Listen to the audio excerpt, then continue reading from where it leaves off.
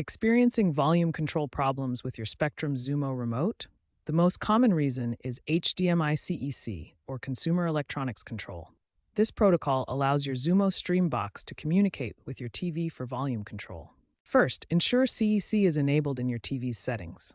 Look for it under names like External Device Manager for Samsung TVs or similar settings on LG and Vizio models. If CEC is already enabled, try toggling it off and on again. This can refresh the connection. Next, power cycle both your TV and Xumo box by unplugging them for 30 seconds. This clears any temporary glitches. If volume still doesn't work after these steps, proceed to the next troubleshooting step. If CEC isn't the issue, repair or reprogram your remote using the Spectrum Support app, which includes a built-in troubleshooter and CEC test feature. If pairing fails, manually enter codes for your TV. Common codes are 5.1 for Samsung and 1.14 for LG. For multiple HDMI devices, disable CEC on others like soundbars to avoid conflicts. As a last resort, contact Spectrum for a free replacement remote.